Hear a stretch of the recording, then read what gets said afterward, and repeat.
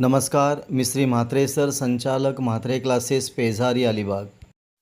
बघा, परदेशामध्ये मेडिकलचा अभ्यास पूर्ण करून भारतामध्ये प्रॅक्टिस करणाऱ्या विद्यार्थ्यांसाठी ही मोठी सूचना आहे.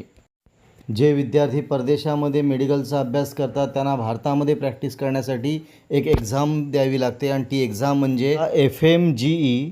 या परीक्षेचा जून 2026चा रिझल्ट जाहीर झालेला आहे. पहिली ही परीक्षा कोण कंडक्ट करते तर ते आपण बघूया. NBEMS म्हणजे कोण तर national board of examination in medical sciences. याने FMGE म्हणजे फॉरेन मेडिकल ग्रॅज्युएट एक्झामिनेशनचा रिझल्ट जाहीर केलेला आहे. ही FMGE एक्झाम जी होती ती 28 जूनला झाली होती. त्याचा आता आपण रिझल्ट बघूया. बघा, FMGE म्हणजे काय तर फॉरेन मेडिकल ग्रॅज्युएट एक्झामिनेशन. याचा जून 2026चा रिझल्ट जाहीर झालेला आहे. तो रिझल्ट कसा आहे बघा. टोटल स्टुडंट किती होते 37,448. म्हणजे या परीक्षेला 37,448 स्टुडंट बसले होते. त्यातले पास किती झाले फक्त 5,086. फेल किती झालेले आहेत तर 31,645. आणि पासिंग पर्सेंटेज किती आहे फक्त 13.6% म्हणजे जवळपास 14%.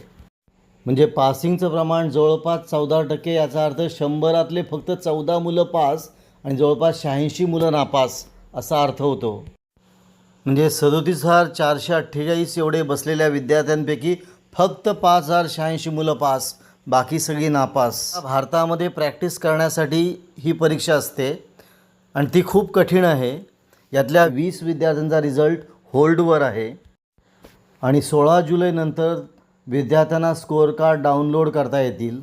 आणि डाउनलोड करण्याची मुभा फक्त 6 महिने आहे. 6 महिन्यानंतर कोणाला तो डाउनलोड करता येणार नाही. आणि म्हणून ज्यांना डाउनलोड करायचं असेल त्यांनी लवकरात लवकर तो रिझल्ट 16 जुलैनंतर डाउनलोड करायचा आहे. या परीक्षेमध्ये चुकीचे प्रश्न होते त्यासाठी सगळ्यांना फुल मार्क दिलेले आहेत आणि काही प्रश्नांसाठी 2-2 योग्य उत्तर आहेत त्यांनासुद्धा ते मार्क दिलेले आहेत. असं असतानासुद्धा या ठिकाणी एवढा कठीण रिझल्ट आहे, म्हणजे जवळपास 13.6% रिझल्ट आहे.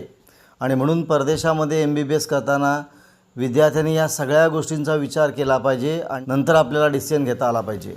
आपण इथे थांबूया. तुम्हाला हा व्हिडिओ कसा वाटला, चांगला वाटला असेल, आवडला असेल तर शेअर करा, सबस्क्राईब करा.